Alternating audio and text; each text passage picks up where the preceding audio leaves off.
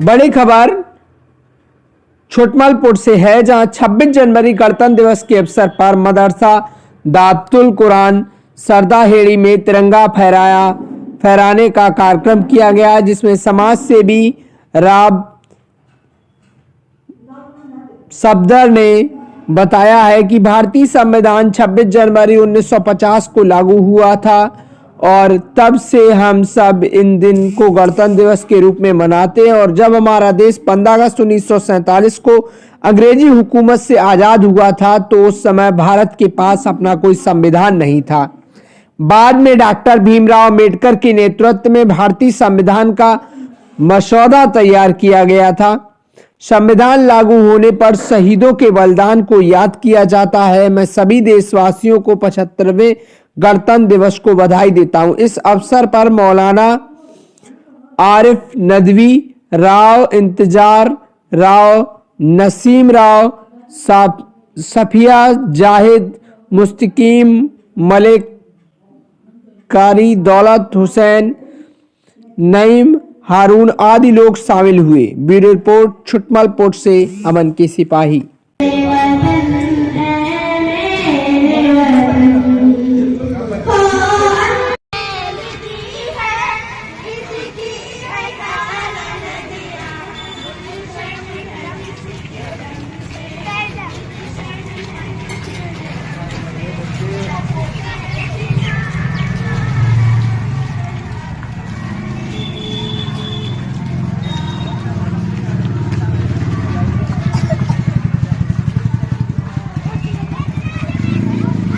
हाँ उधर जा लाइन में।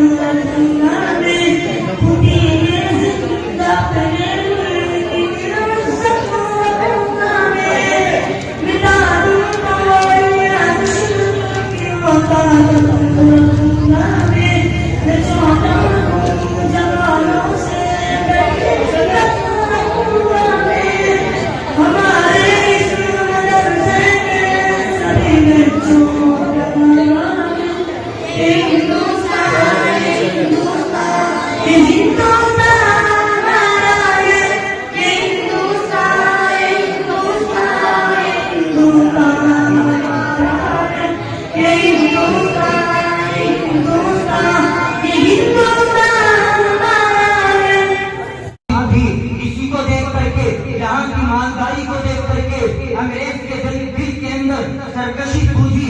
उसने हिंदुस्तान के ऊपर कब्जा करने की कोशिश की और तिजारत की गर्ज से 1601 ईस्वी में जब यहाँ औरंगजेब आलमगीर रहमतुल्लाह अलैह की हुकूमत थी, उसको हिंदुस्तान के बादशाह औरंगजेब आलमगीर रहमतुल्लाह अलैह थे। उन्होंने उनके अंदर तकवा था, उनके अंदर पाकबाजी थी, अखलाक व किरदार से मुतय्यन थे, उनकी नापाक इरादों से वाकिफ नहीं थे। उन्होंने कलकत्ता के अंदर ईस्ट इंडिया कंपनी कायम करने की इजाजत चाहिए कि यहाँ पर अपनी कंपनी बनाते हैं और हम उसके जरिए से इस हिंदुस्तान में तिजारत करेंगे। उससे आपको भी फायदा होगा, हमको भी फायदा होगा। यहाँ पर तिजारत के काफिले आएंगे, दूर दराज से तिजारत करने आएंगे। इससे हिंदुस्तान की माशी हालत और सामाजिक हालत भी सही होगी।